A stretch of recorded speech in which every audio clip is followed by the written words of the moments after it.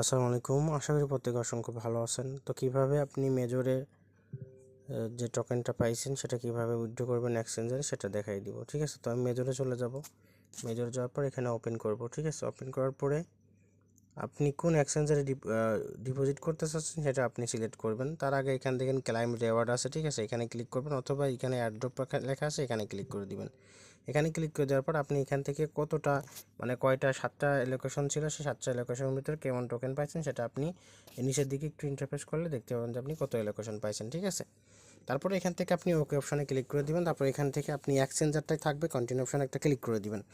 এখানে আপনি কোন এক্সচেঞ্জারে উইথড্র করতে চাচ্ছেন সেটা সিলেক্ট করবেন। ঠিক আছে, তো আমি বাইবিটে করবো, যার কারণে আমি বাইবিট সিলেক্ট করলাম। ঠিক আছে, তারপর কন্টিনিউ অপশানে একটা ক্লিক করে দিলাম।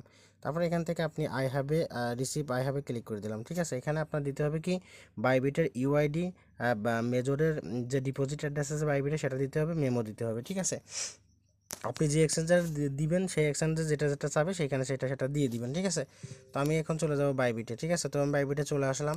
বাইবিটের থেকে আমি অ্যাড্রেসটা নিব, ইউআইডিটা নিব। ঠিক আছে, তারপরে আমি কি করব, আমি মেমোটা নিব। তো আমি ইউআইডিটা কপি করলাম। ঠিক আছে, তো এখন আমি কি করব, অ্যাড্রেসটা নিব। ঠিক আছে, তো এখানে অ্যাক্সেসে চলে আসবেন। অ্যাক্সেসে আসার পরে এখানে আপনারা ডিপোজিটে চলে যাবেন। ডিপোজিটের তারপর ক্রিপ্টো অ্যাড্রেসে চলে যাবেন। তারপর এখান থেকে মেজর লিখবেন। ঠিক আছে, তো মেজর লেখার পর এখান থেকে টোন পেপারে চলে আসবেন। এখান থেকে ওকে অপশানে ক্লিক করে দিবেন। এখানে দেখতে পাবেন যে আপনার এটা কিন্তু মেজরের ডিপোজিট অ্যাড্রেস। ঠিক আছে, উপরকেরটা। তারপরে এখানে হলো আপনার মেমোটা। ঠিক আছে, যে 18 লাস্টে এটা হলো মেমো।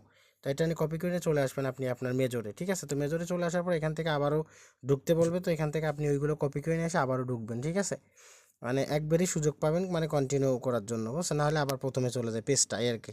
তবে ক্লাইম চলে যাবেন। আমি আবারও ক্লিক করলাম, এক্সচেঞ্জার সিলেক্ট করলাম, বাইবিট সিলেক্ট করলাম, কন্টিনিউ অপশনে ক্লিক করলাম, ইয়েসে ক্লিক করলাম।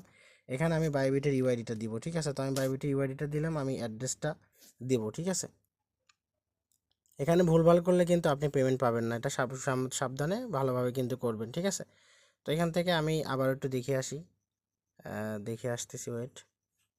এখান থেকে আমার সব কিছু ঠিক আছে কিনা, 18 মেমোটা, তো মেমোটা আমি এখানে দিয়ে দিলাম।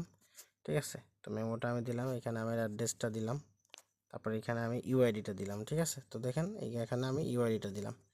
তো সব কিছু মোটামুটি আমার দেখেন ঠিক আছে।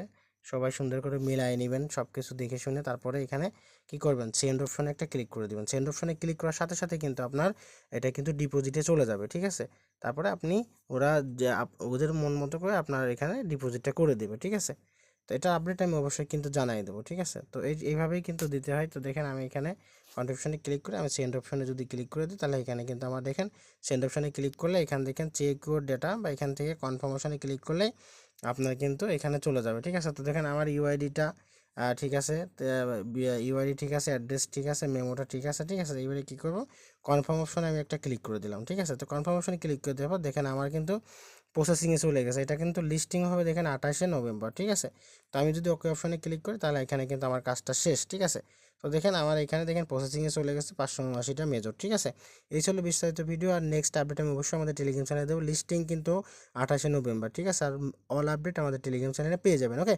আল্লাহ হাফেজ।